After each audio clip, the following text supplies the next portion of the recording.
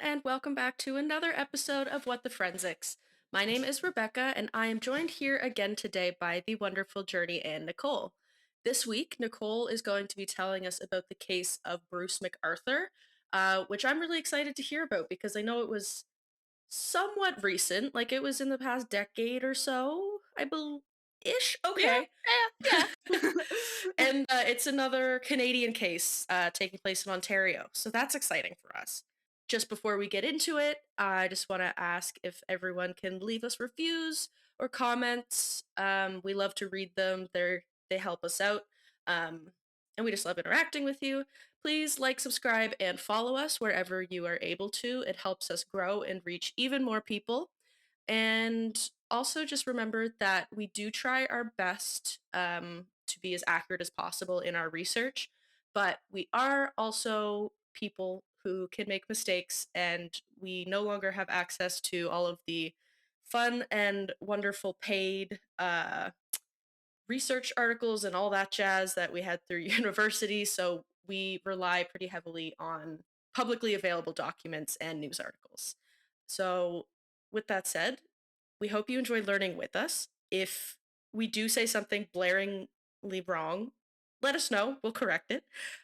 um, I would also like to note, just before we get into this episode, that we do have a listener's discretion advised, as we do have conversations today of discrimination, assault, as well as murder and dismemberment.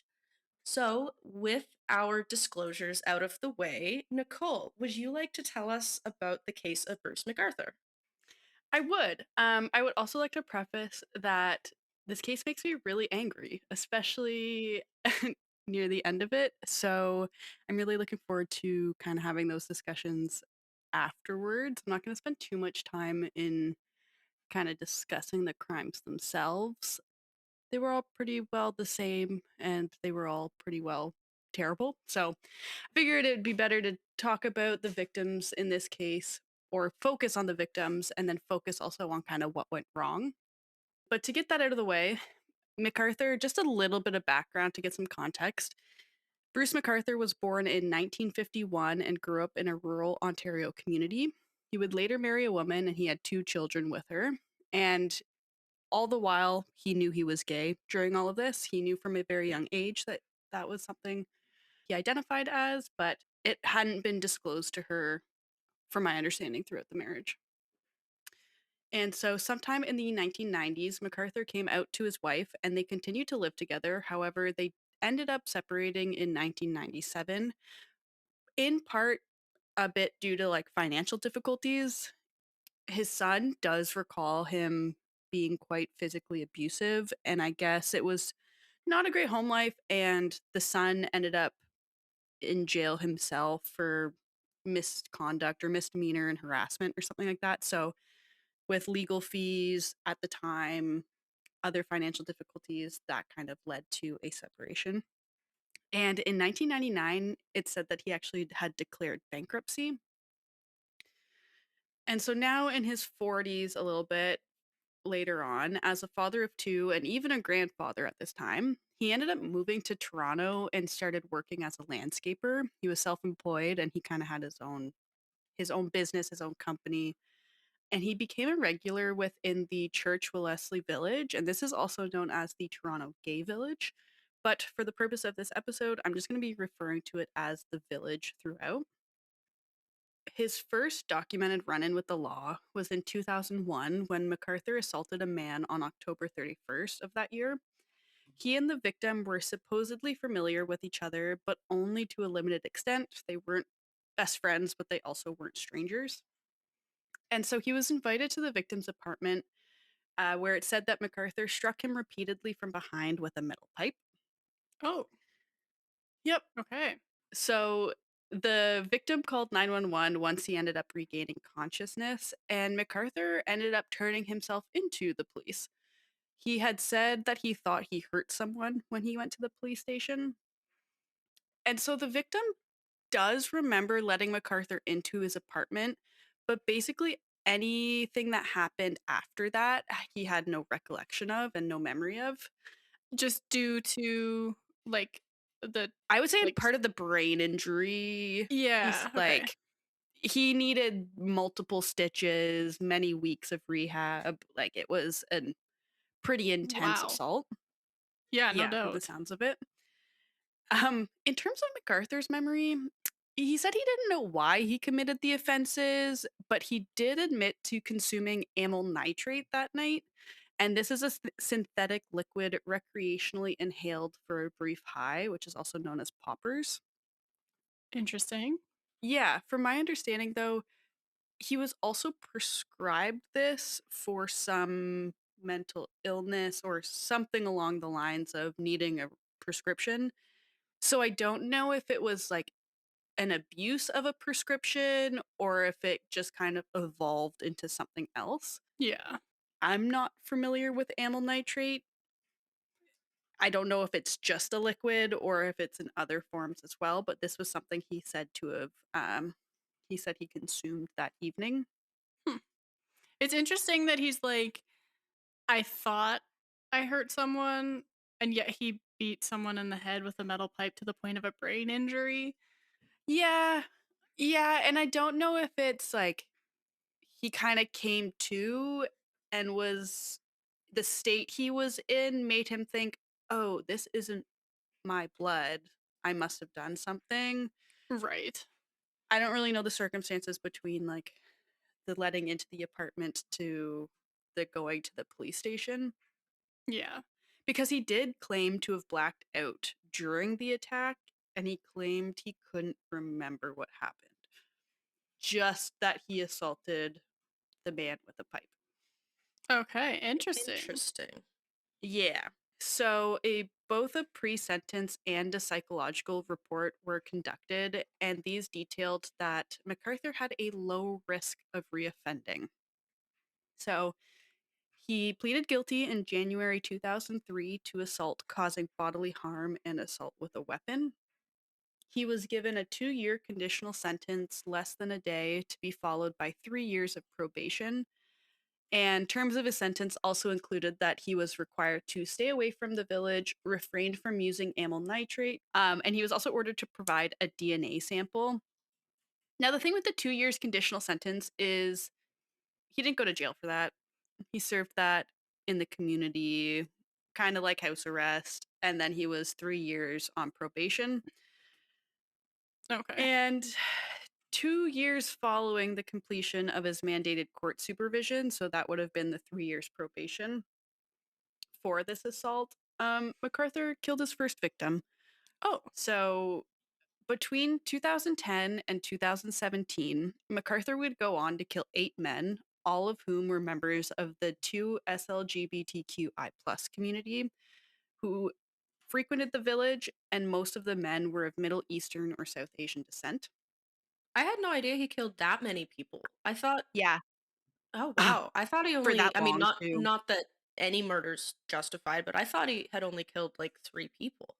Hmm. Yeah, it wasn't, and we'll get into it. It wasn't until kind of like the last two that kind of made news, and it's the his white victims are the ones that are most known about. I would say in terms of Oh. media reporting and kind of what you hear about his case or how it came to be shared through the news. So going into his victims a little bit, I will preface it took 8 years for the police to catch him or even clue in that he was the one behind everything. So I'll go through kind of his 8 victims, who they were, when they went missing, and then kind of bring back to what happened. But Skandaraj Navaratnam, who was also known as Skanda by his friends, he moved to Canada from Sri Lanka in the 1990s as a refugee and settled into life in the village. He was over 40 years old when he went missing from a bar he frequented in the village. This was over Labor Day weekend in 2010. I don't know if Labor Day weekend's a thing elsewhere outside of Canada, but it's the first weekend in September typically, or the last weekend of August into the first weekend of September, one of those. And so rumors kind of began to spread about his disappearance at this time. And Skanda was described as someone who was very social, jovial, and always ready to help out his friends. He was an educated and curious man with a strong interest in global affairs and who was quote unquote unbeatable at Scrabble. He was also said to be a great dancer and that he loved to dance with wild abandon, especially to retro music. And he apparently knew MacArthur since about the early 2000s. And I guess he assisted him every now and then with his landscaping business, providing some manual labor here and there. The next man to go missing was Abdulbazir Faizi. He was born and raised in Afghanistan. He later moved to Canada for a better life. He was married and a father of two. He split his time by visiting the village. However, no one in his family knew about his sexual orientation. And so Abdul Bazir went missing in December of 2010 at the age of 42. Next was 58-year-old Majid Kayan. He came from a traditional family in Afghanistan where he was married and had two children. In 1989, he and his family moved to Canada and settled into the Toronto area. After some time, he and his wife ended up divorcing, after which he then moved to the village where he hoped to openly embrace his sexuality, given he felt deeply misunderstood as a gay Muslim.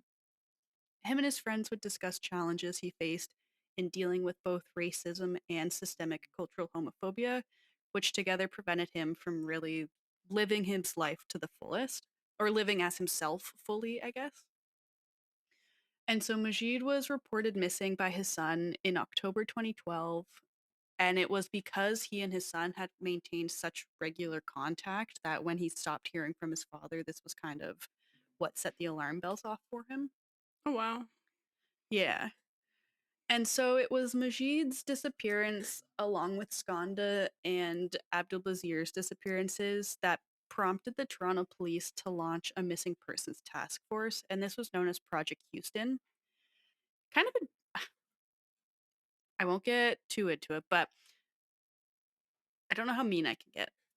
But this project seemed irrelevant because within 18 months, it was shut down because, quote unquote, they couldn't find any criminal evidence connecting or connected to the missing men, quote unquote. Yeah, I feel like one of the biggest criticisms of this case is Project Houston and how it was just kind of a joke.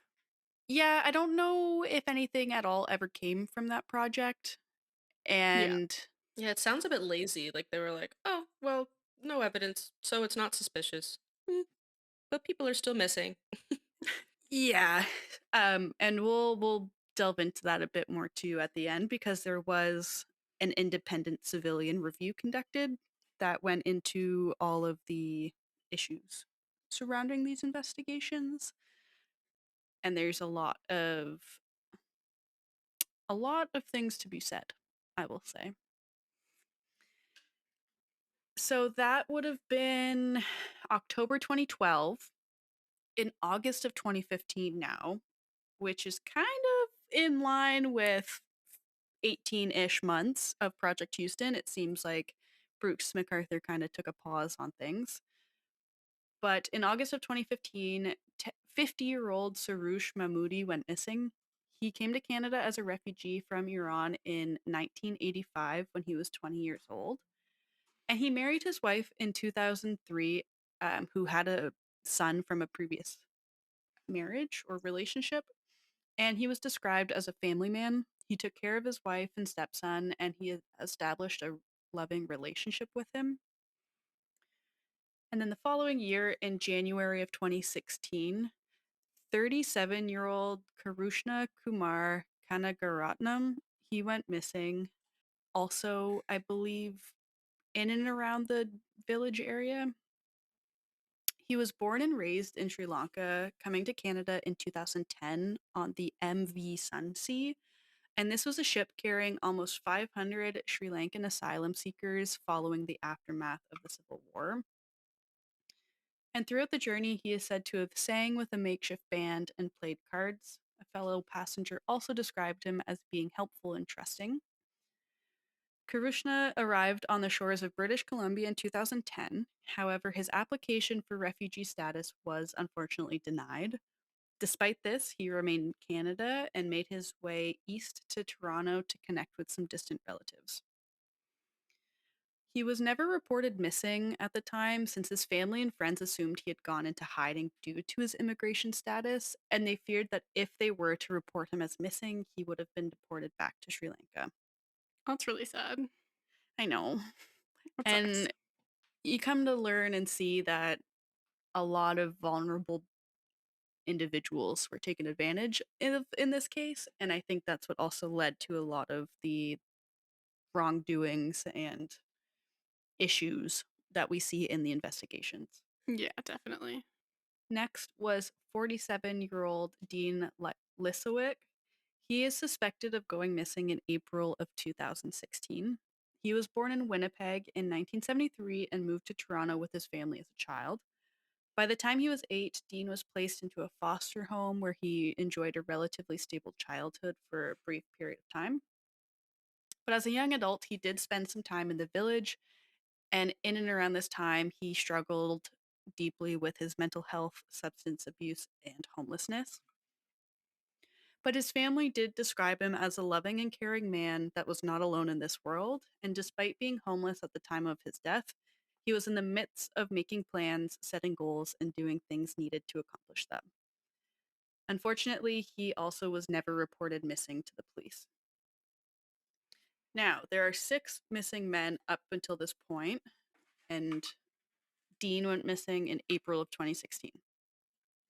In 2016, the same year, a man called 911 after fleeing from an encounter with MacArthur, alleging that MacArthur had violently choked him during a sexual encounter. Wow.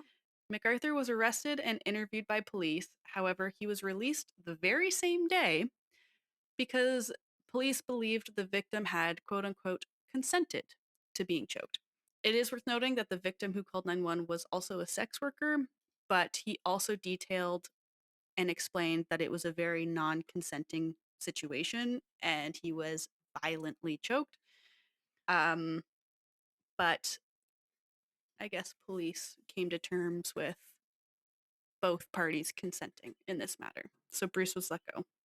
That's so sad. If someone calls the police and says that, I feel like, I don't know, maybe like take their word for it that there could have been aspects of the relationship that were consensual and that could have not been. Like Right? that's so disheartening.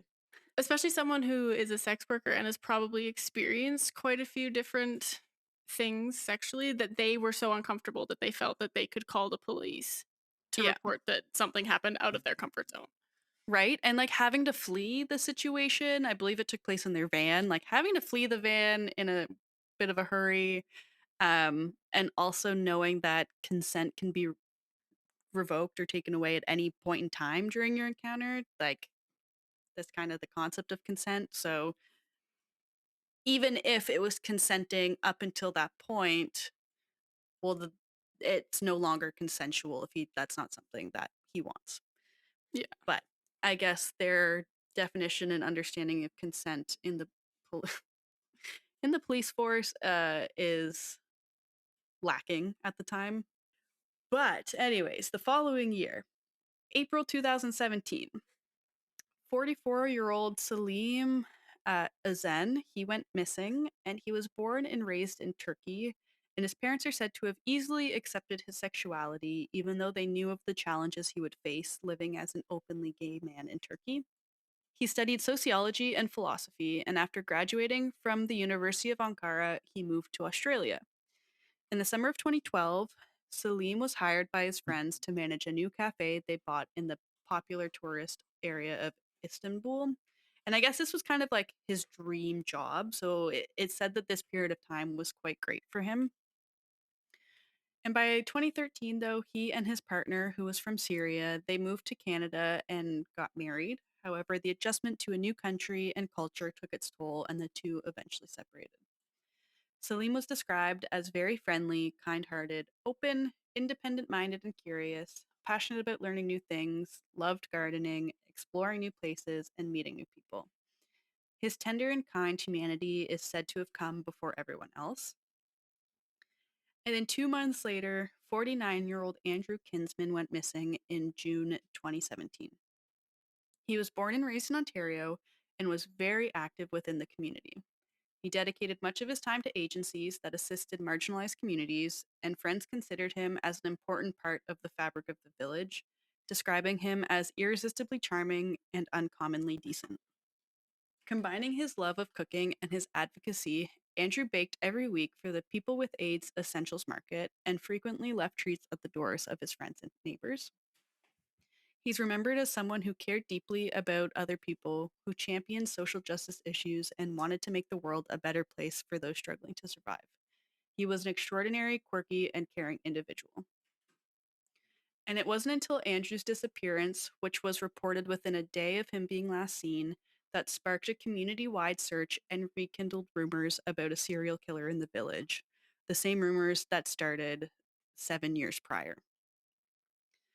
So, a second task force was soon launched by the police, this one called Project Prism, and this was to investigate his and Salim's disappearances. Within Andrew's home, police found a calendar entry for June 26, 2017, that said Bruce, and they were able to obtain security footage from around Andrew's place. Which, mind you, if you have calendars in your home, will always help if anything ever goes wrong. Yep. In some footage, Andrew was seen getting into a 2004 red Dodge Caravan, and through record searches, police were able to find 5 Bruces that owned a Dodge Caravan.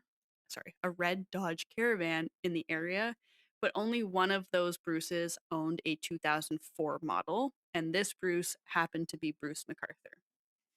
McArthur was placed under surveillance by September of 2017, and investigators they were able to obtain some discarded trash from him, such as I want to say coffee cups or just plastic cutlery that he threw out, and his DNA profile was obtained through these. Through their surveillance, they were also able to link him to a property that he was commonly seen doing landscaping work at. So they assumed that that was one of his clients for his business. And at some point in time, it was discovered that MacArthur had gotten rid of his van. And so police were able to find it and recover it from an auto wrecking junkyard. I don't know if something happened to it and he no longer could drive it, if he said, oh shit, I got to get rid of this van, and decided to just junk it in hopes that he could get rid of it. Yeah, I But wonder how aware of the investigation he was, because if he did wait the 18 months when Project Houston was happening, I wonder if it was announced that they were looking for a 2004 red Dodge mhm. Caravan and he was like, "Oh, I have to get rid of mine." Oh yeah, I can't be seen with that. So let's go Yeah.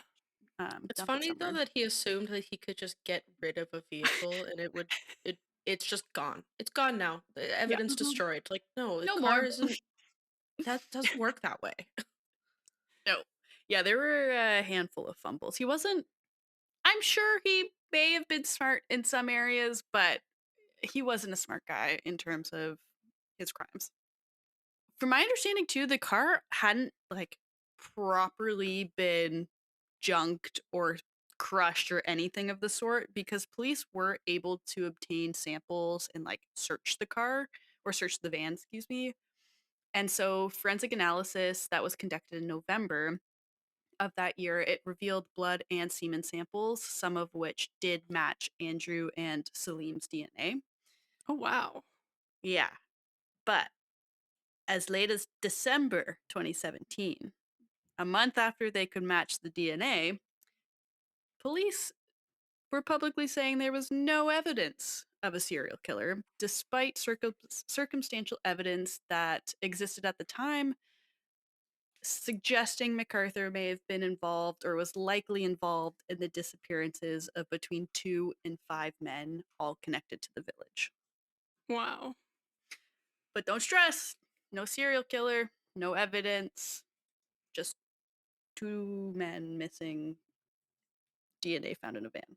Because of this DNA, police were granted a warrant to covertly enter MacArthur's apartment, search it, and copy the contents of his computer and other devices available. Given the time constraints, and just kind of the circumstances, they were only able to download about 45% of his computer's content. But in this 45% content, it did include hundreds of photos of Andrew going back to as early as 2007. So was he stalking him or were they friends? I think a bit of both. Okay. I think they were known to each other, and I think they were at one point maybe had a relationship or had a sexual encounter. I don't know the specifics, but they did know each other or know Okay. of each other. Yeah. In terms of the hundreds of photos, I think it was kind of like a surveillance aspect. Just kind of, I mean, I guess that's stalking at that point, but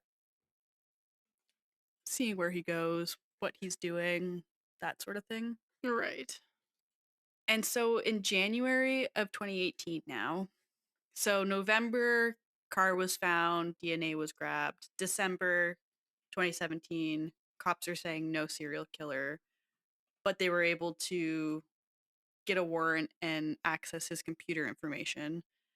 Now, January of 2018, through forensic analysis, investigators were able to recover deleted images from the copied computer contents. And these photos included some of Andrew and Salim deceased, and this gave police grounds for an arrest. Holy. Okay. That's Yeah, fair. so I'd things hope they could arrest at that point. yeah. So things kind of pick up from here in terms of just what happened, but the following day after uncovering these photos and kind of getting an arrest warrant essentially, MacArthur was still under surveillance, and so he was observed outside his residence in the company of another man. And they had been seen entering his apartment together, but given the circumstances and what they knew, police decided it was best to act immediately and enter the premises. Good. I thought you And were about to say they didn't enter the premises. I was no, like, no. no, you should. No, thankfully they went in at this point, which I'm the one thing I'm happy that they did in the not very long list of things in their Yeah. investigations. But yes, they did act immediately and they entered his home. And upon entering his apartment, they found the man he was with exposed, handcuffed against his will to his bed, with a black bag placed over his head, which he was able to shake off as police entered. That's crazy. What Yeah. was the timeline between like seeing them enter and then being like, "Hey, we need to act," to walking into him being handcuffed on the bed? I don't 100% know. I would like to think less than 30 minutes with every Okay. source saying immediately. Yeah.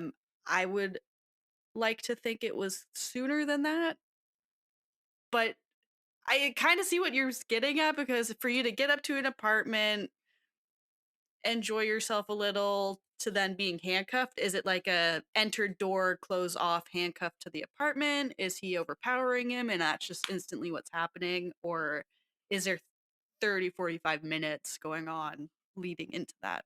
Interesting. Because I'm sure there's some hoops that they would have had to have gone through before they could even enter the apartment, like Hmm. the police. But And I think interesting. at this point they had an arrest warrant with them. From my understanding, it Oh, could have good. been in the works, but that may have been something that prevented them from entering right that second. Yeah. But they did take MacArthur into custody. Excuse me. They did take MacArthur into custody, and while there, they did conduct additional, more thorough searches of his apartment, and they were able to recover DNA evidence that linked many of the missing men to his apartment, as well as keepsakes and jewelry of the missing men, and a USB drive plugged into his computer. Uh-oh. What's Always on love a that good. drive? Funny you should ask.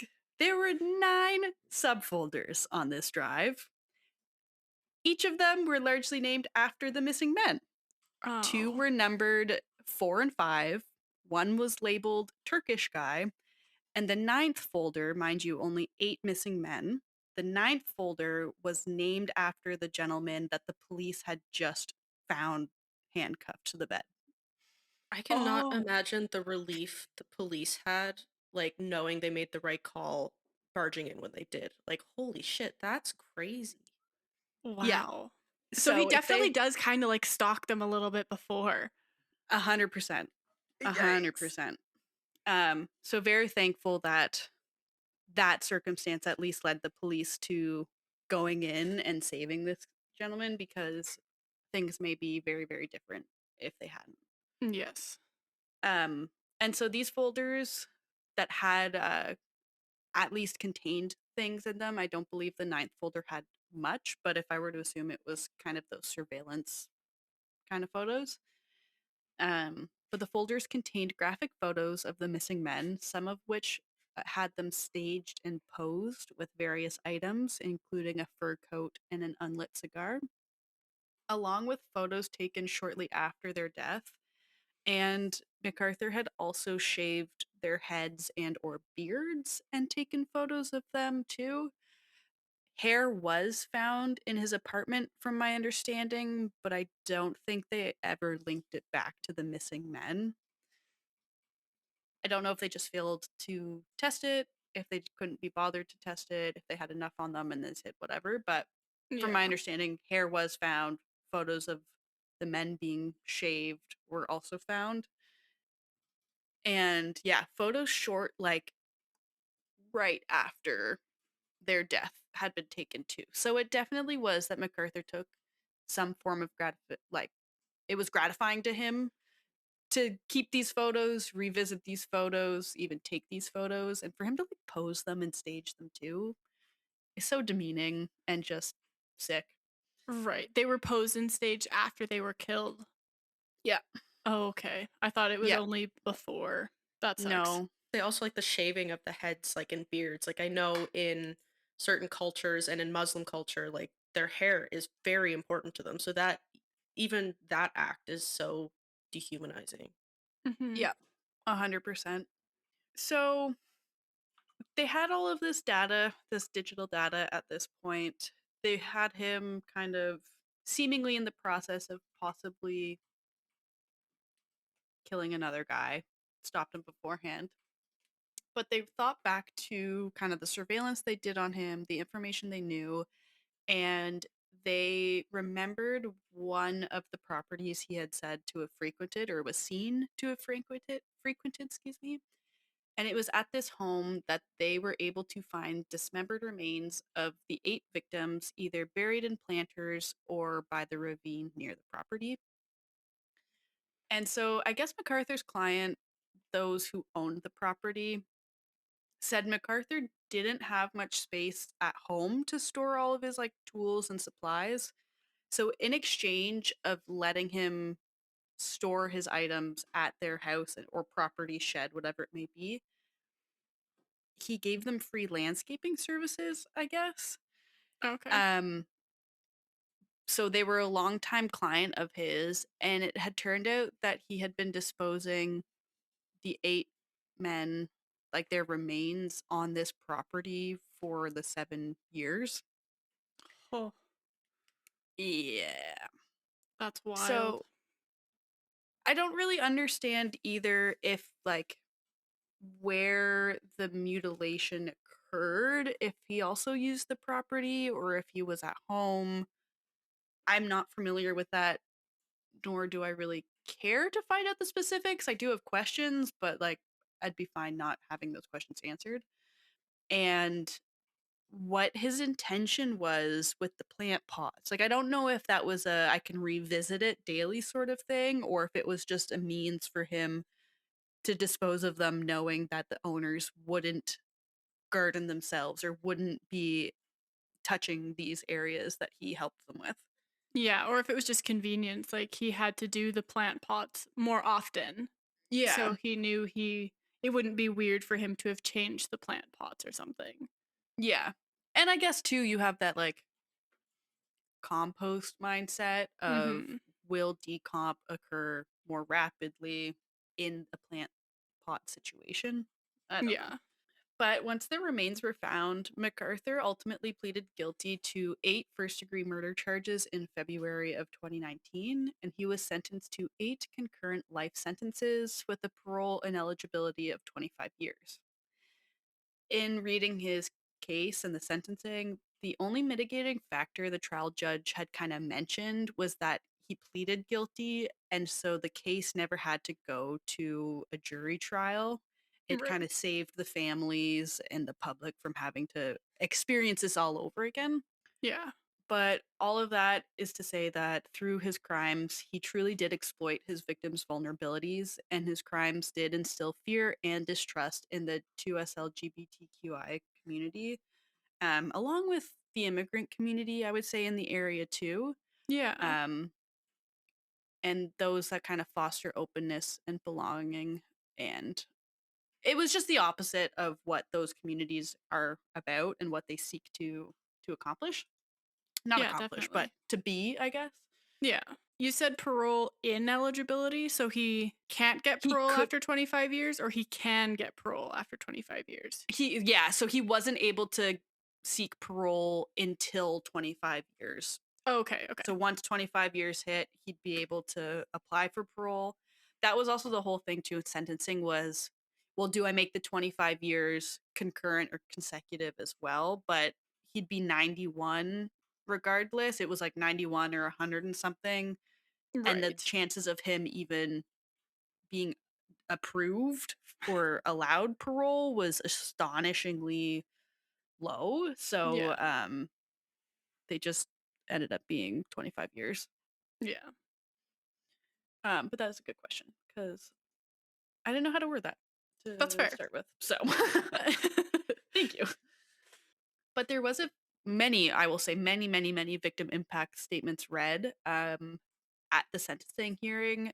Not all were included in the court documents, but one that stuck out to me was it said, and I will say the terminology is very fluent in queer communities. So in this, it's LGBTQ. This was prior to the adjustment and um, change to terminology, just as a heads up. But it goes to say, quote, there will always be the dreadful memories, the horrendous grief, the fears, the anger. Toronto's LGBTQ community is also strong and resilient, and we too will survive, but we have been changed forever. End quote, which I think says a lot. Yeah. Um, And after the news of his arrest and crimes, support groups did emerge to assist community members throughout the village and within the queer communities. And it helped them kind of navigate grief and trauma throughout the whole process and aftermath. That's fair. That's good. I feel like the LGBTQ community, especially the village, is so tight knit that everyone knows everybody. So losing core members of your community in such a Hmm. horrific way would be quite jarring. Yeah, I agree. So in February of 2018, Dean Lysowick's name was added to Toronto's Homeless Memorial, which remembers those who have died as a result of homelessness in the city. And from what I can kind of see through my sources, one of the owners of the property, I think it was husband and wife or a couple, um, they, the property where the victims were found, she was working on setting up a permanent memorial in the park across from her house, saying that she wants to create a place where people can honor the victims to ensure they won't be forgotten. This was back in, I think, 2020. Um, but at the time of recording this, I haven't really seen any updates regarding that. So I think COVID kind of hit and then it gets lost in the paperwork filings. And I don't know the status of that.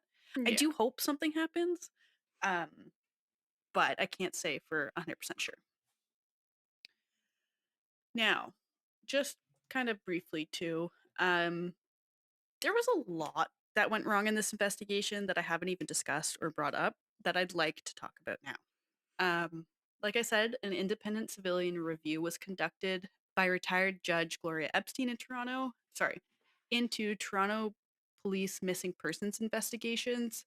And given the timing of it, it ultimately included McArthur's crimes after he was charged because they were going to discuss it at first. Trial was ongoing. Not trial, but case was ongoing. It never went to a jury trial. So once he was charged, pleaded guilty, and sentenced, they were able to include his crimes into this review, given it wouldn't affect his sentencing. And so it was published in 2021. Now, though, for the police officer that arrested McArthur in 2016, but released him that same day after deciding the assault was consensual, his name was Sergeant Gauthier. He was charged with 2 counts of professional misconduct in February of 2019, and this was the same month that McArthur was sentenced. He pleaded not guilty in November of 2019, and from my understanding, his hearing wasn't held until May of 2021. Oh, wow. He was ultimately found not guilty of both misconduct charges and was just let go. Back to work as per usual. That's frustrating. Was he still allowed to be an officer? From my understanding, yeah. I guess that makes sense because if he was found not guilty, they can't penalize him for it, but that's so frustrating. Yeah. And so the review found that Gauthier allegedly did not record a video statement from the assault victim and did not photograph his injuries within 72 hours, which are both steps required by Toronto Police Services procedure on domestic violence investigations. Wow.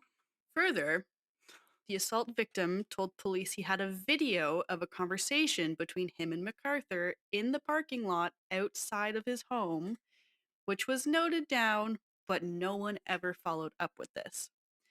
It wasn't until 2018, 2 years later, when the Toronto Police Homicide Unit would re-interview the victim and learn that the video was dash cam footage. So, what did the video include? Like, was it pertinent to the case, or was it just a video of them? I think it was just a video of their conversation. It led to context, and it was the time, place to show what was going Right. on. For if this is all speculation, but if the sexual encounter took place in a van or the back of the van, which I think it did, Yeah. then that dash cam footage may have something to may capture audio, may capture whatever. I don't know. Right. This is just speculation, but Yeah. there is a slight possibility of that. Right. Yeah. Because And they didn't so- know it was McArthur. He was just saying that he had been assaulted, or did he name McArthur? No, like McArthur was arrested at this time. So McArthur was like brought in and like linked to the assault, I guess. Right. But And then immediately interviewed and immediately let go. Yeah. let go. Okay. Yes. Yes. And so during this misconduct hearing, Gauthier's misconduct hearing, this took place virtually due to the COVID-19 pandemic. But the video interview between McArthur and Gauthier for the 2016 arrest and release was introduced as an exhibit, and a publication ban was imposed to protect the victim. So, from my understanding, there was already a publication ban kind of on the case, but with this evidence brought forward, they had asked for a publication ban to be placed on it. And the hearing officer said, sure, whatever. It's already under ban, so we can just add this in too. But members of the media that were sitting in on the trial challenged the publication ban, believing that the hearing officer didn't actually sufficiently determine whether the evidence met proper criteria for a publication ban. So the hearing officer essentially said, yeah, sure, like I'll hear what you have to say. Let's reconvene after lunch and then you can tell me why, sort of thing. Okay. However, they come back from lunch. Both counsel for both parties said, we actually don't want to enter this video as an exhibit, but instead we're going to submit a summary of the interview, not a transcript, but a summary of the interview with names and sensitive details redacted. That's weird. And the hearing officer said, okay, sure. The video interview was withdrawn from the record as an exhibit, and the media never got the chance to challenge that publication ban. That's so odd that Right? both parties agreed. They're like, no, we don't want this. Hey, actually, maybe we don't need this on the record, but let's scrub it of the essentials, give a summary, and then provide that. That'll be sufficient. And like, why not a transcript with just things redacted? Like, I feel like that would be almost better than a summary because you don't get the whole picture with a summary. Yeah, my thoughts That's- exactly. And it just gets so better. That's so wild. Like, I don't understand why Bruce's team would be like, yeah, unless Let's not, like right? it's I don't damning to know. both of them, and they're like, okay, we're even. Like, we don't need to. My theory is they both knew it wouldn't pass like a publication ban criteria, so they were just trying to like sneak things under the carpet.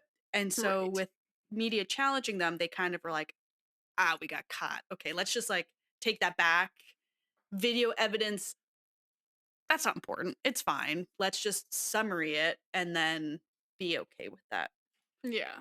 Because I think in terms of the summary too, the idea was the publication ban wasn't meant to protect the victim and like the sexual details of their encounter. Right. So I think the transcript would still have those details, which is kind of not what they wanted. Yeah, fair. And then the summary would have kind of redacted anything identifiable or any of those details. Yeah, I understand protecting the victim because that's Oh, not 100%. Yeah, I just it does the rest of it doesn't make sense. No, 100%. I agree with Yeah. you on that. And so that rightfully the media was like, what the fuck? So they brought this to court. It was the chief of police versus the media in trial or in court. And they basically said to the judge or whoever was proceeding, they said that the video exhibit was improperly withdrawn, that it infringed on openness principles, and that it should be made available to the public. The chief of police and Gauthier, the investigator police who reviewed and released or interviewed and released, they indicated that the openness principles were not engaged since the exhibit never made it as part of the record, that it had not been physically produced, mind you, it was a virtual court proceeding during COVID, nor was it viewed before it was withdrawn as an exhibit. And so basically, openness principle is just having a fair trial. Like you need the charter, there's the charter, and essentially just that hearings are conducted in public, except for those exceptional circumstances, and it's for transparency, accountability, and fairness. And so the onus falls upon a person seeking to deny public access and publicity of court proceedings to prove that there's extraordinary circumstances that would justify not making that evidence, Right. available. So they said, hey, this goes against the openness principle. What are you trying to hide, essentially? Yeah. The judge noted that, quote, courts and tribunals are not in the business of making publication bans on hypothetical evidence, end quote. Therefore, it was determined that the video was part of the record and a publication ban was added without properly determining whether it met that criteria for such a ban. And so the exhibit, which was part of the record, was withdrawn after the media was granted permission to challenge the appropriateness of it, but before they were able to do so. So again, going back to, I think, the media saying, hey, something's not right here. I need to challenge this. They go for lunch, come back from lunch, and the hearing officer and both counsel parties were like, we don't need it anymore, actually. Sorry. Interesting. I'm going to take that back. And so because it was withdrawn, this evidence was never made public. It was never part of any record for media to see. Wild. Another quote from the judge basically said the whole process just was an error in principle and plainly wrong, which I commend him for. Or I think there were 3, commend them for. And so it was determined there was no basis for a publication ban. After the redaction to the victims' names, the video was ultimately made available to the public.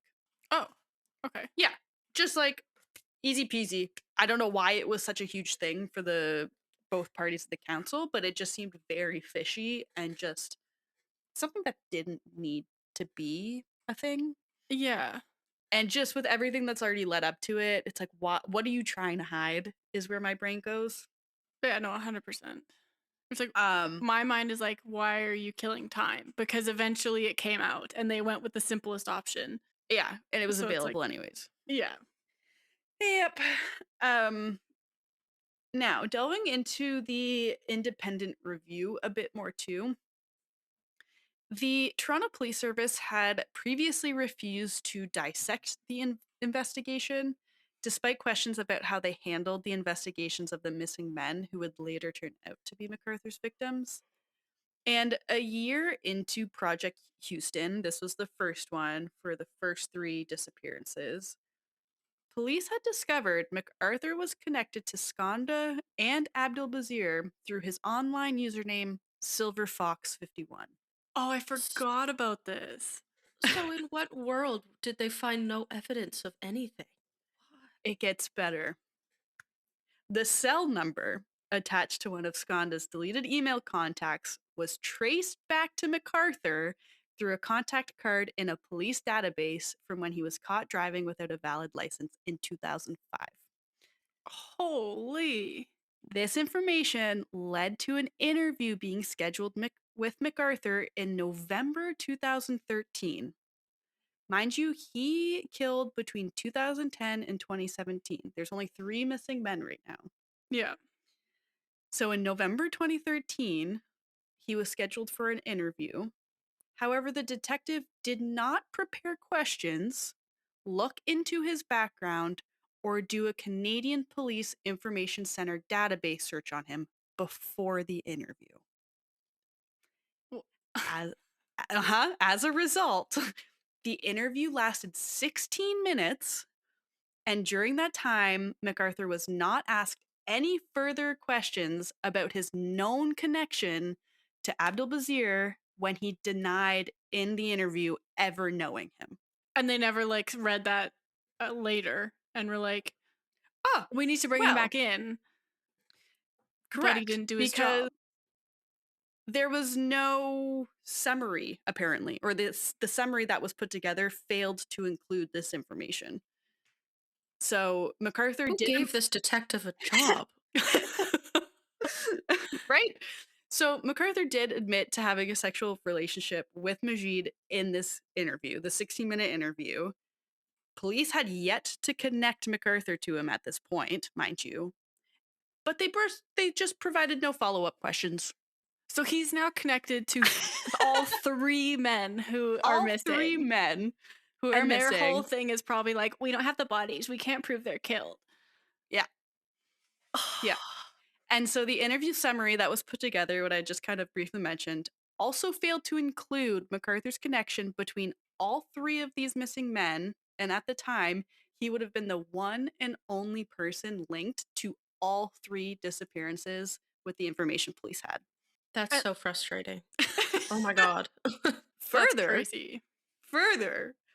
it looks like the interview was never reviewed by a supervisor, nor were they instructed with any follow-up action based on it.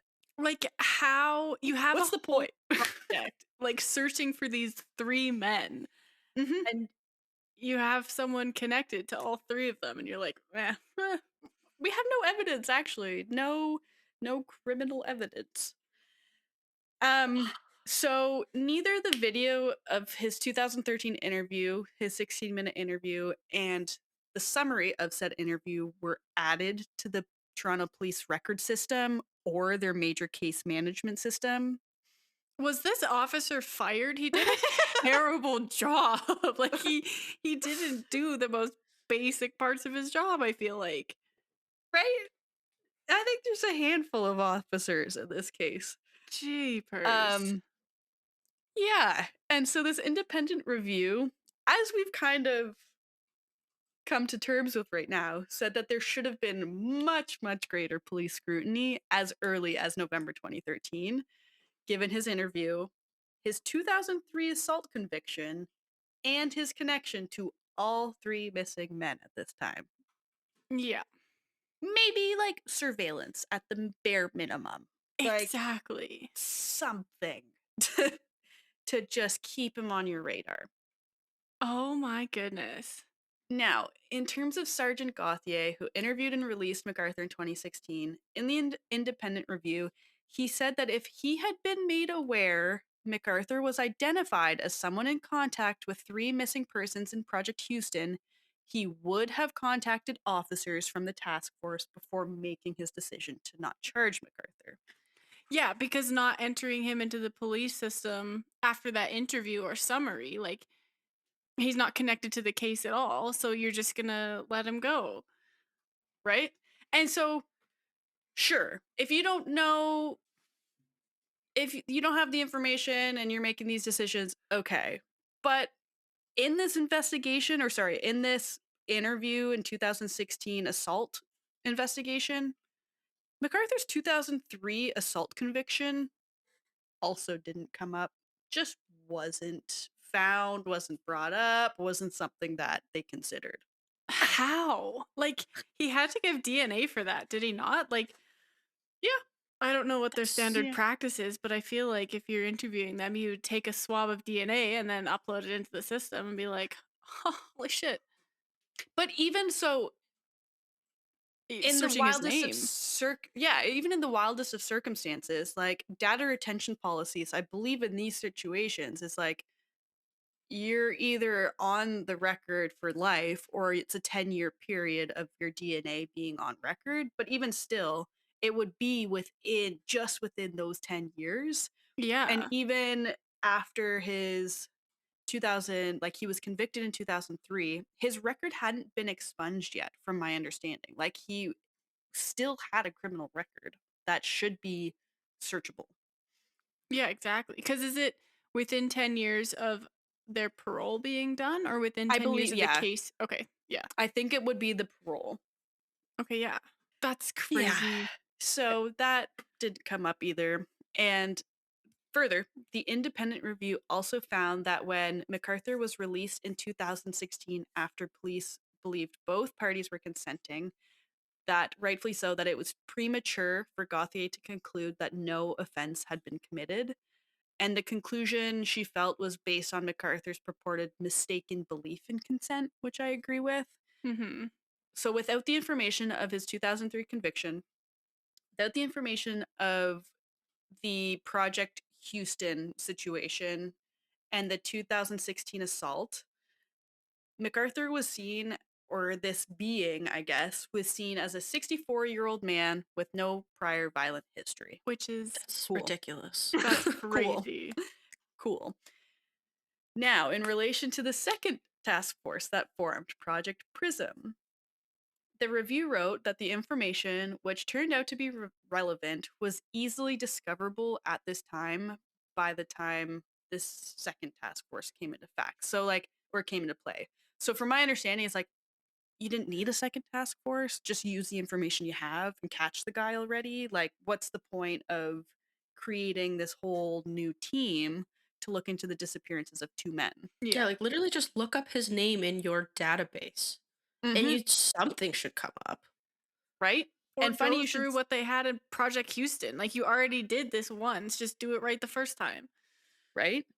And so funny you should both say that, because as part of like her conclusion, Gloria Epstein noted, quote, "What became obvious to me during this review is that officers have varying and sometimes inaccurate understandings of what is available to them on their own databases," end quote.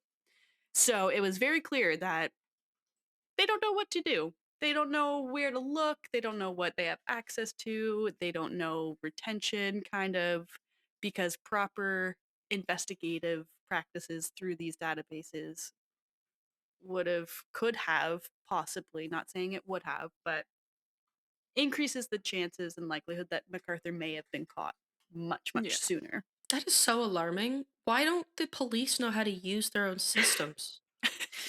Right? And like, I mean, that's just me being hyperbolic there, but like, I'm sure they know how to use them, but Yeah, fair. efficiently or effectively, that's a whole other conversation. I think there's much to be learned from this case. And at the time, like the the chief or whatever was like, oh, like, we take this seriously. We're going to make all of these changes. And I think it's just Toronto police is still Toronto police. They're still at that Yeah. same, no one likes Toronto police. That's Um, so wild because I feel like even with forensics, like Canadian forensics specifically, like when you join the forensic team, you are sent to a 2-month training program, and that's it. So how are you expected to know everything? Like we it's did a 4-year wild. degree and we still It's don't know crazy. everything. Like, and you're expected to just learn it and know it in 4 months. Yeah, that's crazy. So I feel like there is just a lack of like in-depth training for like Yeah, the scope, like what their databases do hold. yeah. No, I agree. And the independent review did cover two other missing persons who had direct ties to the village that went missing in and around that time as well. They weren't connected to MacArthur, but still reviewed within this. Still, yeah, reviewed within the review. Sounds weird, Mhm. but whatever. So I do have. There's 4 volumes. It's almost 1,100 pages. I will Oh, say I did not read all 1,100 pages. Sorry. Um, but they are available if you want to look on our sources. I have them broken down into like the recommendations, the investigation, uh, the community aspect, and kind of her findings. But all in all, I think we kind of have determined and had discussions, as well as what the former judge had found in her review, is that systemic discrimination really did contribute to multiple failings in a whole number of investigations in terms of these missing persons, yeah. um, which were ultimately connected to murders conducted by MacArthur. Yeah. No, it's super sad because it is very similar to like any sort of case where a sex worker is the victim and the police are just like, well, th- they asked for it in a sense for Yeah, choosing that like yeah. career Yeah. choice. Just it's all part of the Just job. Like that's Exactly. what And they it's like know. just Actually, because they're no, it's gay not. and not white doesn't make them less able to live a life. Like, Yeah. And I think he really did go out of his way to target vulnerable populations, like more so than just men frequenting the village. Like he went, mhm. like he targeted refugees, he targeted immigration, immigrants who were here, quote unquote, illegally at the time, yeah, like And that's homeless so sad individuals. because yeah, and even if they were like full citizens and it wasn't a concern of being deported or whatever, it's still knowing that they're part of a religious community that generally frowns upon being gay. So, like, the chances that they might be reported were probably lesser than Yeah. another community, which is so sad. Yeah. And it was heartbreaking too to learn that many of his victims, their families didn't even know that they were gay until it came out during the trial and they were tied to MacArthur and the village. right. Um, so not really the way one would hope to come out to family, I guess, even beyond life, but Yeah, because um it was no longer their choice. yeah, exactly. I would be interested in learning like his motivation. Like, why did he all of a sudden start killing people? Was it a hatred towards himself? Like, was I he using them as think like physical manifestations because he didn't want to be gay, or was he just a terrible, awful person? I think it was a this is pure speculation, but just a lot of like closeted homophobia and misogyny for himself and like Yeah, growing up feeling like he could never come out safely or he could never be openly gay, and I think that really internalized um and caused harm which he then projected out and resulted in him taking out those frustrations on men who seemingly were open and happy and living kind of their full life in the village. Yeah. That's so Again, sad. pure speculation. I don't know. Yeah. But I think a lot of it had to do with internalized feelings and homophobia. Yes, I agree. Yeah. I agree. But yeah, that's MacArthur. I still always will be astounded that there were 8 victims and all of the horrific fumbles that existed in these investigations. There But I'm definitely would have been fewer victims if the investigation was conducted properly. Yes. yeah, In but I am 2013. and yeah. Yeah. Oh yeah. But I am glad that there was at least an investigation and a Mhm. arrest and a sentencing, because I think it would have been more challenging for these men to stay missing and not have that closure, because there's so many missing individuals throughout Canada and the world that we'll just never know. Exactly. And it's tough, right? Oh, Because absolutely. how do you label a serial killer when you don't know, like you don't have a body? That makes Yeah. investigating it so much trickier. Yeah. No, that's Exactly. so sad. Completely agree. Well, Nicole, thank you so much for leading our discussion on this case today. I had heard about this like during the sentencing and stuff. I was hearing about it. I think Nom occurred the flower pot killings, and specifically because of where he was hiding his victims. But as I said when we started, I thought, quote unquote, only, like, I don't want to try to diminish the fact that he still killed multiple people, but I thought he had only killed 3, which just goes to show how little the public was, I guess, informed of this case. And I feel like part of that could be because of the population that he targeted and where they were targeted. But no, that was Yeah. really interesting case. So thank you for leading us through it. I was really looking forward to this episode because I wanted to know more about this case and I knew you were covering it, so I didn't delve further. And I'm sure there's so many other rabbit holes. Like there's a CBC Gem kind of documentary on it too that I just didn't get the chance to watch. So I would say give that a shot. The the producers found themselves in Turkey kind of throughout the Oh, process. wow. So from the short snippet I've read about it, but there's a lot of resources and like information available. There's Okay. also a really good book. Um, it's called Missing in the Village. I read it a couple years Yes. ago. It's really, really well done. Yes, and I think that in part is related or had something to do with the documentary. Okay, Or yeah. something came from something, they're have to do with each other. I don't know. Yeah. But Because yes. it wasn't a case that I ever really heard about Mhm. until I was in a field school, and one of the people who put on the field school worked for the Toronto Police, like forensic unit, and he had worked it, and he couldn't say that he worked it, but he was kind of like, I didn't not work this. And then after that, because this was 2019, I Oh, looked more okay. Oh, into it. wow. Yeah. It was, I think, August 2019, I want to say, or 2018. Oh, so Okay. very close to He would have been everything sent. coming public.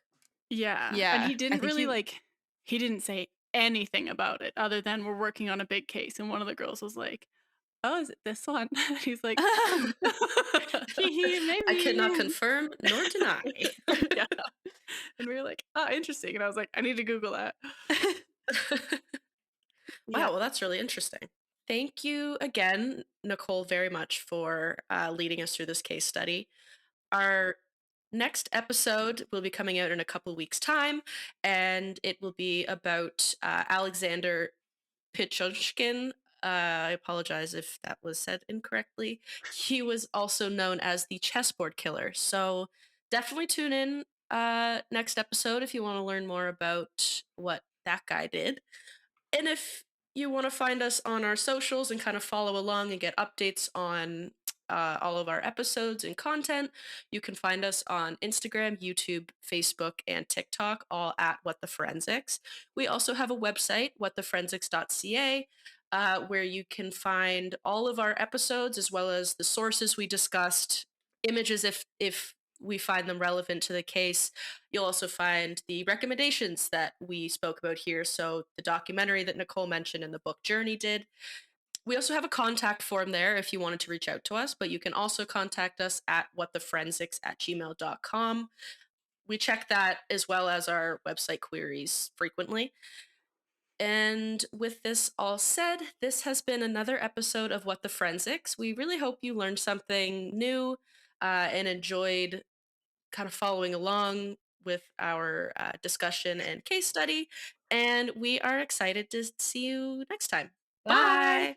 Just a reminder to everyone that we are not professionals in the forensic science field. We are just interested in forensics and want to share what we are learning with our listeners. We're trying to give you the most accurate information, but we are human and can make mistakes. Thank you so much for listening, and we hope to see you next week.